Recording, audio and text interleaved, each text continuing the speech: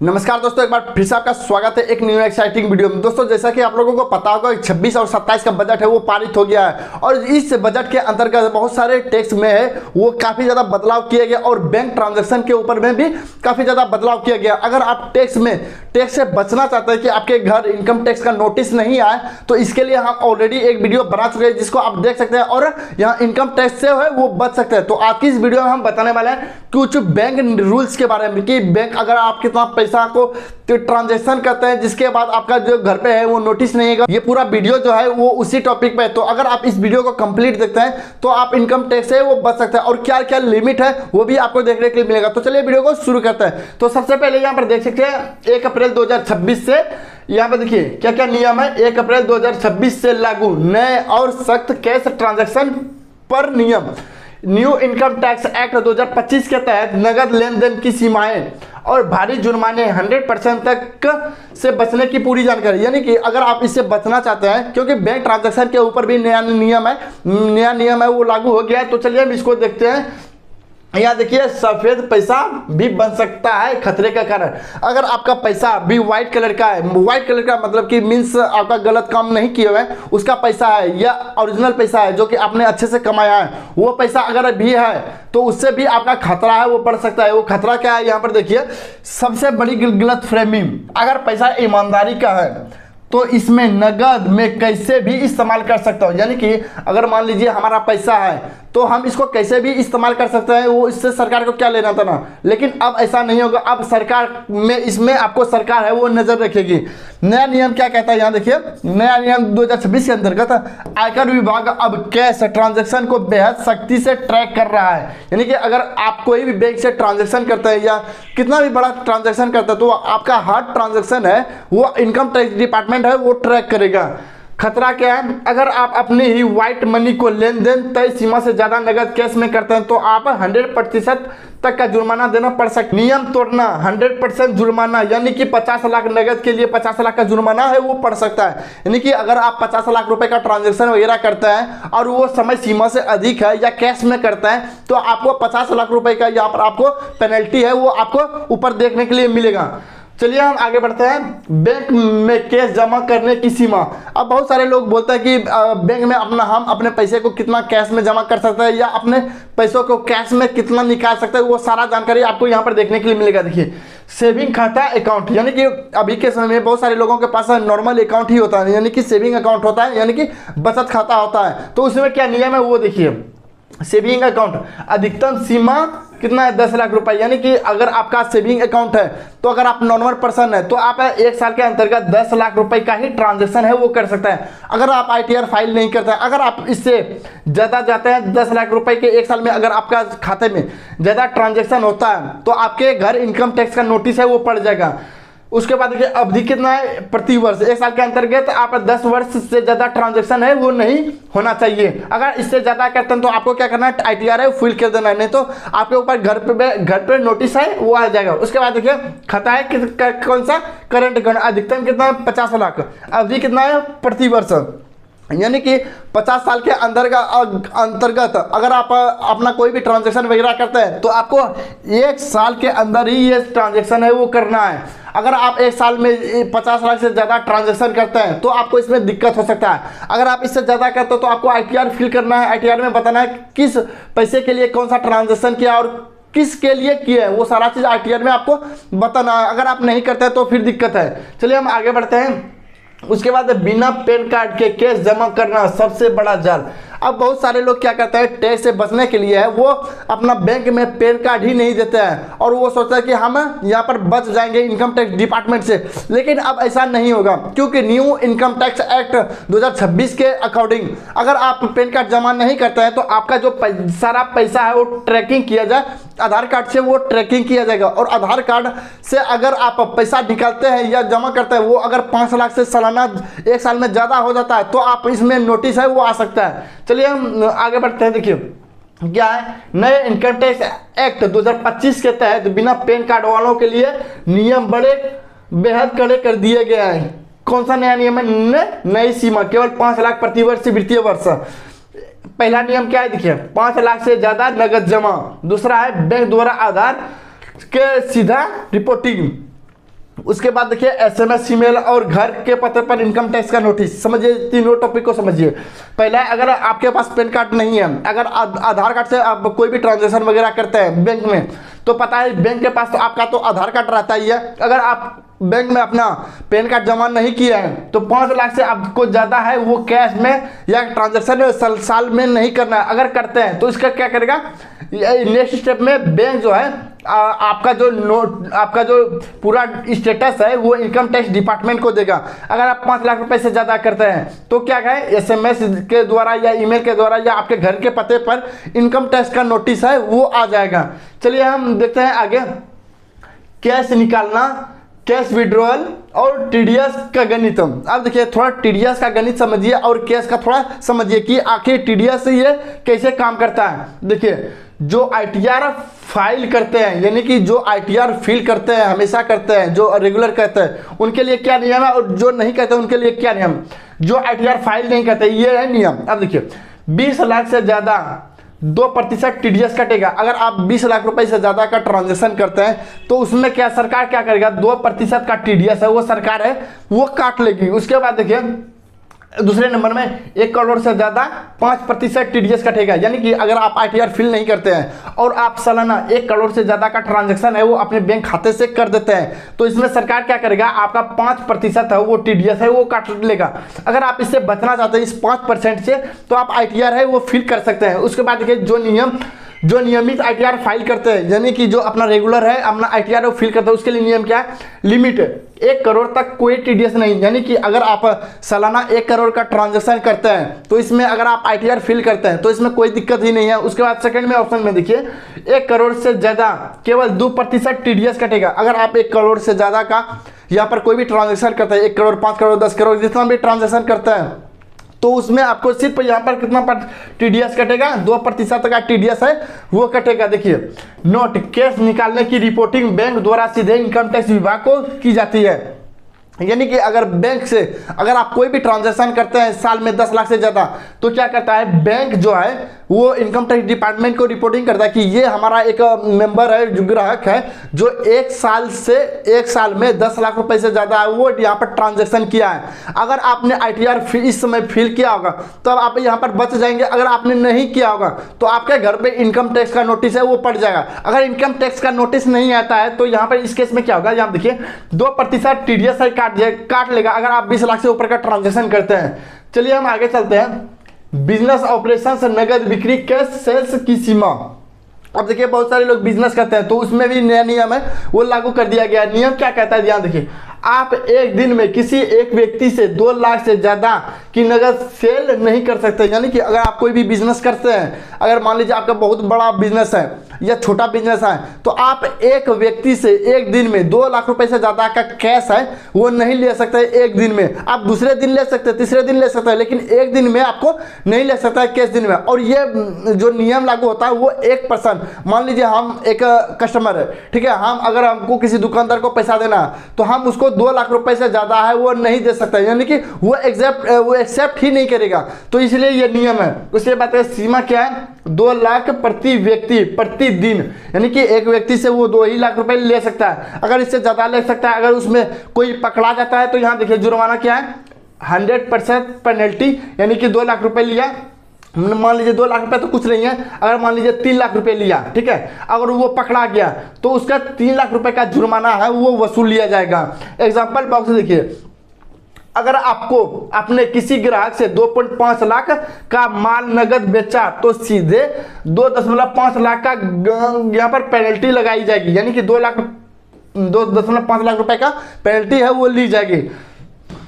अब देखिए हम आगे चलते हैं।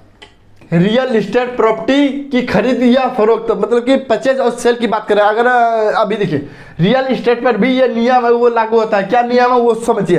अगर आप रियल इस्टेट में अपने पैसे को इन्वेस्ट करते हैं या सेल करते हैं या परचेज करते हैं या बुकिंग करते हैं या रेंट पे देते हैं या कुछ भी करते हैं तो उसके लिए भी नया नियम है वो लागू कर दिया है। प्रॉपर्टी डील में कैश का इस्तेमाल अब लगभग नामुमकिन है। सेक्शन 185 और 188 के तहत देखिए क्या है सख्त सीमा 20,000, माने कि अगर आप कोई भी रेंट वगैरह देते हैं या प्रॉपर्टी कोई एडवांस कैश लेते हैं तो आप 20,000 से ज़्यादा का कैश है वो नहीं ले सकते हैं। अगर आप 20,000 से ज़्यादा कैश लेते हैं तो आपको 100% पेनल्टी है वो ले आ जाएगा, यहाँ पर लिया जाए। देखिए क्या है, यहाँ देखिए ये आपका मकान है, ठीक है, मकान में आप क्या है कितना 20,000 से ज़्यादा है वो कुछ भी नहीं ले सकता, चाहे आप टोकन मनी के रूप में ले रहे हो या आप बयाना ले रहे हो यानी कि एडवांस ले रहे हो या डील कैंसिल होने पर ले रहे हो या आपका पूरा पेमेंट ले रहे हो, तो आप 20,000 से ज़्यादा कैश नहीं ले सकते हैं। 20,000 से अगर ज़्यादा लेते तो आपको 100% पेनल्टी है वो लिया जाएगा। अगर आप मान लीजिए 1 लाख रुपए में किसी घर का डील है वो रेंट दिया तो आपको 20 से 20,000 रुपये ही कैश लेना है, 20,000 रुपये ही कैश लेना है, बाकी आपको लेना है किसमें, बैंक में लेना है, ताकि बैंक आपका हिसाब रखे कि आप कितना का ट्रांजेक्शन है वो सालाना कर रहे हैं। इसलिए ये है नियम। देखिए क्या करता है, अगर आप 20,000 से ज़्यादा नगद लेते हैं या वापस करते हैं तो पूरे अमाउंट पर 100% पेनल्टी लगेगी, ये आपको ध्यान रखना। चलिए हम आगे बढ़ते हैं।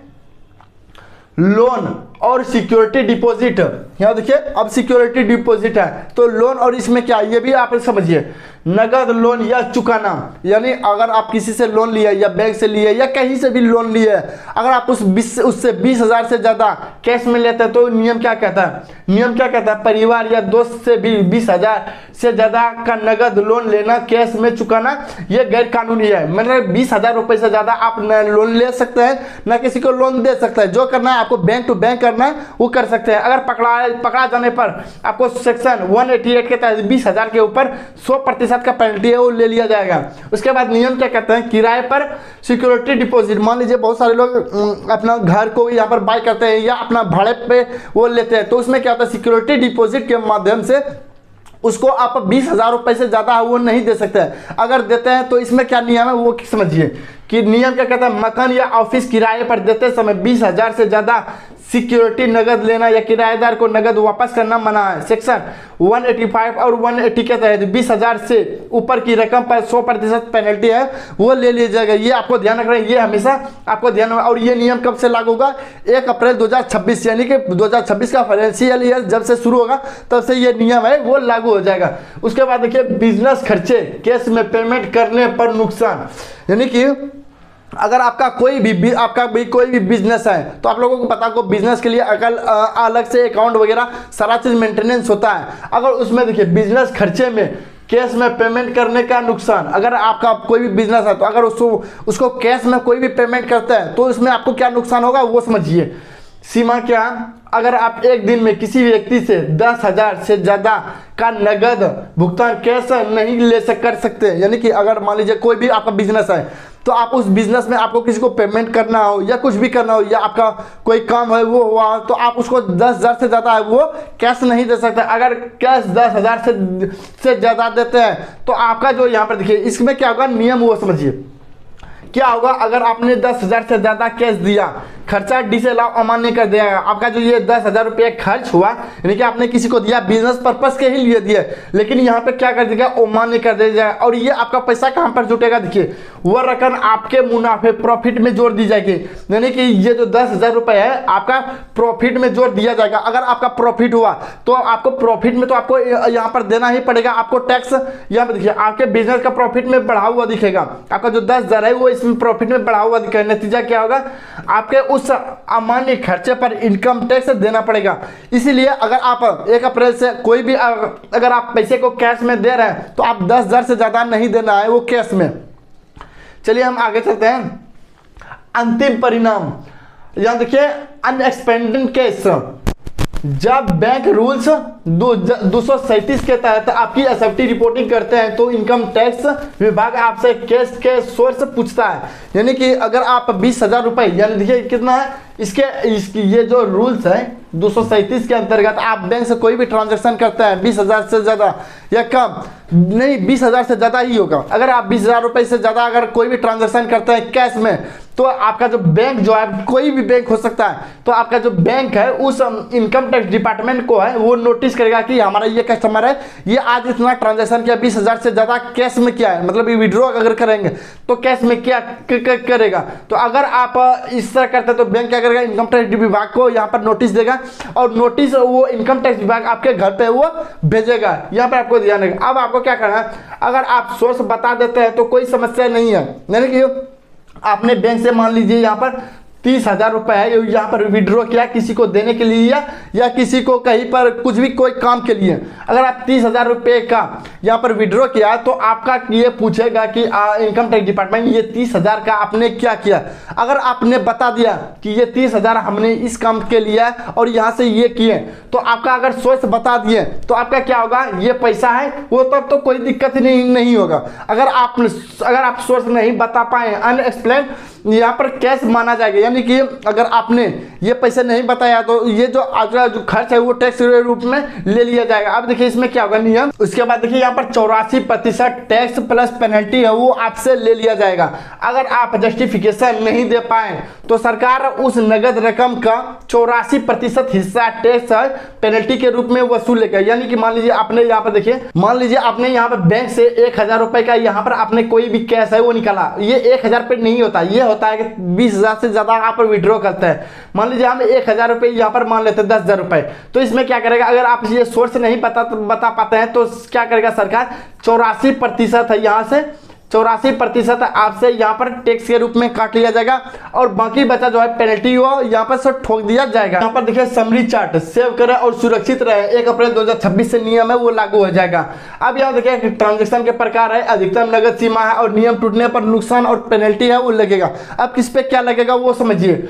सेविंग अकाउंट आपके पास है और उसमें आप 10 लाख रुपए से प्रति वर्ष, यानी कि एक साल में 10 लाख रुपए से ज्यादा का ट्रांजैक्शन करता है, वो आपका जो क्या है एसएफटी रिपोर्टिंग करेगा, नोटिस का खतरा, यानी कि बैंक जो है इनकम टैक्स डिपार्टमेंट को बताएगा और इनकम टैक्स का नोटिस है वो आपके घर पे आ जाएगा। उसके बाद सेकंड स्टेप में देखते हैं करेंट अकाउंट में क्या है नियम।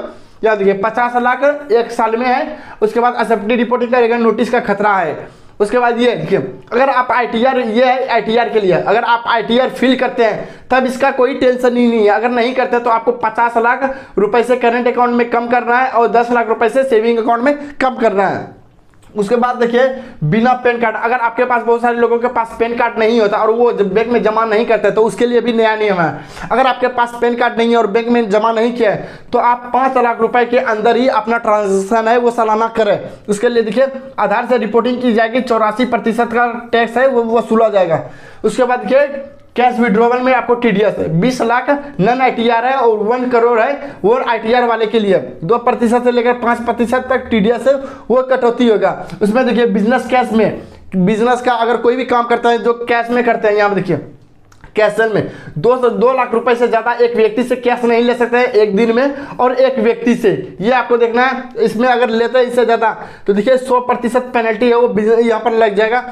प्रॉपर्टी डील टोकन और यहाँ पर रिफंड, इसमें 20,000 से ज्यादा कैश नहीं ले सकते। इसमें क्या है 100% पेनल्टी है वो, और सेक्शन 185 और 188 के तहत यहाँ पर आपको यहाँ पर जुर्माना देना पड़ सकता है। लोन के लिए सिक्योरिटी डिपॉजिट, अगर आप कहीं से लोन लेते हैं तो इसमें क्या है देखिए 20,000 रुपए, 20,000 से ज्यादा आपका लोन नहीं ले सकते हैं कैश में, वो नहीं ले सकते, इसमें भी आपको पेनल्टी और ये इस सेक्शन के अंतर्गत आपको जुर्माना भरना पड़ सकता है। देखिए बिजनेस नगद खर्च के लिए आपको 10,000 से ज्यादा कैश में है वो खर्च नहीं करना है। अगर ज्यादा करते हैं तो वो आपके खर्च अमान्य टैक्स से लायबिलिटीज बढ़ेगी।